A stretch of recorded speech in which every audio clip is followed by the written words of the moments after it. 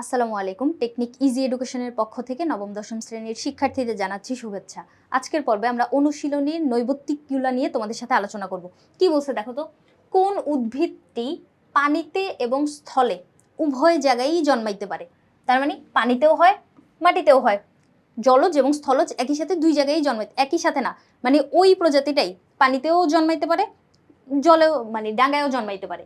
সেক্ষেত্রে এই যে দেখো শ্যাওলা, সিঙ্গারা আর খুদিপানা, ওরা তিনজনই হচ্ছে শুধুমাত্র জলজ, মানে শুধু পানিতেই জন্মাইতে দেখি, কিন্তু ডাঙায় ওদেরকে আমরা জন্মাইতে দেখি না। সেক্ষেত্রে কলমি, যেটা কলমি হচ্ছে একটা শাক, তোমরা শুনে থাকতে পারো যে কলমি শাকটা এটা পানিতেও হয় আবার ডাঙাতেও হয়, তাহলে কলমি আমি এখানে নিচ্ছি। এরপরে পানির পিএইচ এর মান খুব কমে গেলে জলজ প্রাণী কি হবে? পানির যে পিএইচ এটা আমাদের থাকতে হয় হচ্ছে 6 থেকে 8-এর মধ্যে, মানে পিএইচ এর মানটা 6 থেকে 8-এর মধ্যে হইলে হচ্ছে পারফেক্ট। এখন পিএইচ কি জিনিস এটা আগে একটু বুঝতে হবে। পিএইচ হচ্ছে তোমার এরকম একটা পরিমাণ যেটার মাধ্যমে তুমি বুঝতে পারো যে ওই পানিটাকে অনেক বেশি অম্লীয় মানে অ্যাসিডিও নাকি ক্ষারীয় নাকি নিরপেক্ষ পর্যায়ে আছে, এরকম একটা মানে রেঞ্জ আমরা এই পিএইচ এর মান দেখে হচ্ছে বুঝতে পারতেছি। তাহলে হাইড্রোজেন আয়নের ঋণাত্মক লগারিদমের যে মানটা, এটা হচ্ছে আমাদের পিএইচ। এখন পিএইচ যদি পানির ক্ষেত্রে খুব কমে যায়, মানে 6 আর 8-এর ভিতরে থাকলে পারফেক্ট, অনেক যদি কমে যায় মানে হচ্ছে তোমার অ্যাসিডিও পর্যায়ে যদি চলে আসে, সেক্ষেত্রে অঙ্গ প্রত্যঙ্গ সঠিকভাবে বিকশিত হবে না জলজ প্রাণীদের ক্ষেত্রে।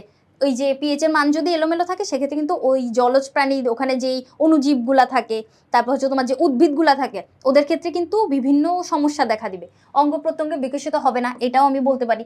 এরপরে দেহাভ্যন্তরে খনিজ পদার্থ কমে যাবে। হ্যাঁ, পানির পিএইচ যদি তোমার কমে যায়, সেক্ষেত্রে ওই প্রাণীদের ক্ষেত্রে বা ওই উদ্ভিদদের ক্ষেত্রে ওরা কিন্তু খনিজ লবণ বা খনিজ পদার্থ ঠিকমতো পাবে না। এরপরে রোগ ব্যাধি সৃষ্টি হবে। হ্যাঁ, এই সবগুলো সমস্যায় কিন্তু আমরা পিএইচ এর মান যদি কমে যায় তখন কিন্তু দেখতে পারি। তাহলে এখানে আমি সবগুলাই নিব। এরপরে আসো কি বলছে, নিচের উদ্দীপকটা পড়ে 3 আর 4 নম্বর প্রশ্নের উত্তর দিতে বলছে। উদ্দীপকে কি কি আছে?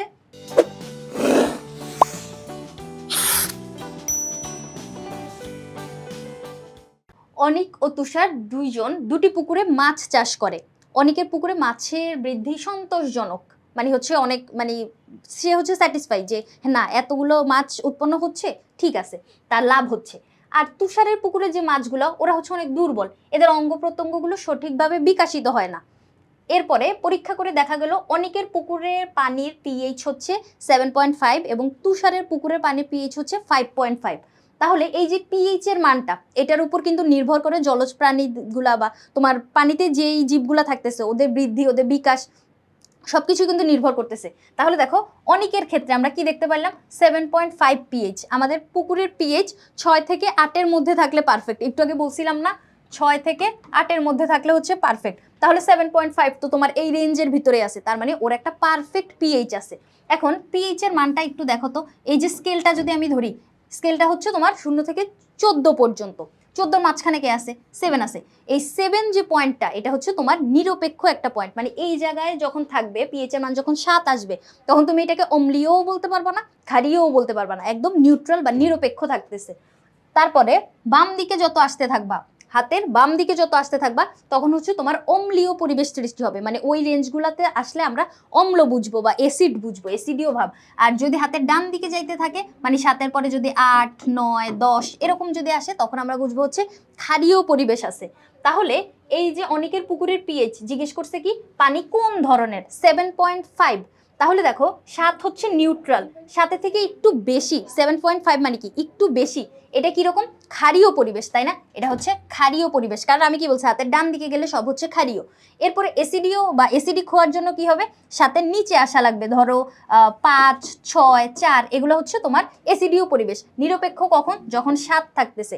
এটা হচ্ছে আমার মানে পিএইচ এর মানটা, স্কেলটা আমরা এভাবে নির্ধারণ করব। 7 হচ্ছে নিউট্রাল, 7-এর কম যেগুলা 6, 5, 4, 3 এগুলো হচ্ছে অ্যাসিডীয় বা অম্লীয়, আর 7-এর বেশি 8, 9, 10, 11, 12, 13, 14 ওগুলো হচ্ছে সব তোমার ক্ষারীয় পরিবেশ। এরপরে তুষারের পুকুরের পানিতে নিচের কোনটি প্রয়োগ করা উচিত? তুষারের পুকুরের পানি কিরকম? 5.5, তার মানে এইদিকে 7-এর কম, কম হইলে হচ্ছে অম্লীয় পরিবেশ। যদি পিএইচ এর মান অনেক কমে যায়, তখন যে ওখানে বসবাসকারী যে জীবদের কি কি সমস্যা হয় আমরা কিন্তু আগের এমসিকিউটাতেই বলছিলাম। তাহলে পিএইচ এর মান কম, কমে গেলে তো অনেক সমস্যা হবে, তুমি মাছ উৎপাদন করতে পারবা না ঠিক মতো, যার জন্য ওর পুকুরে মাছ কিন্তু তখন ওই যে এখানে আমি বলে দিয়েছিলাম মাছগুলো দুর্বল, এদের অঙ্গ প্রত্যঙ্গগুলো সঠিকভাবে বিকশিত হচ্ছে না। তাহলে আমাদের কি করা লাগবে, এই এসিডিও পরিবেশ বা অম্লীয় পরিবেশটা থেকে ওই মানে পরিবেশটাকে কিসে আনতে হবে, 6 থেকে 8-এর ভিতরে রেঞ্জটা নিয়ে আসতে হবে। তার মানে পিএইচ এর মানটাকে একটু বাড়াইতে হবে। তাহলে এখন তুমি আসো 5.5-এ আসো, তার মানে তুমি অম্লীয় পরিবেশে আসো, তোমাকে ক্ষারীয় পরিবেশের দিকে যাইতে হবে। তাহলে তোমার পানিতে কি প্রয়োগ করতে হবে, অম্লীয় পরিবেশে কি তুমি আরো অ্যাসিড প্রয়োগ করবা? না, তাহলে তো আরো ভয়ঙ্কর অবস্থা হয়ে যাবে, তোমার মাছগুলো সব মরে যাবে। তাহলে তোমাকে ক্ষার মিশাইতে হবে। ক্ষার মিশাইলে কি হবে, তখন তোমার পিএইচ এর মানটা বেড়ে যাবে, বেড়ে 6 থেকে 8-এর ভিতর যদি আসে তাহলে হচ্ছে পারফেক্ট, তোমার মাছগুলো সুন্দরভাবে বৃদ্ধিপ্রাপ্ত হইতে পারবে। তাহলে পিএইচ এর কনসেপ্টটা একটু ভালোভাবে বুঝলেই কিন্তু আমরা এমসিকিউটার সমাধান করে ফেলতে পারতেছি, তাই না? আশা করি বুঝাইতে পারছি। পরবর্তী পর্ব দেখার আমন্ত্রণ রইল। ধন্যবাদ সবাইকে।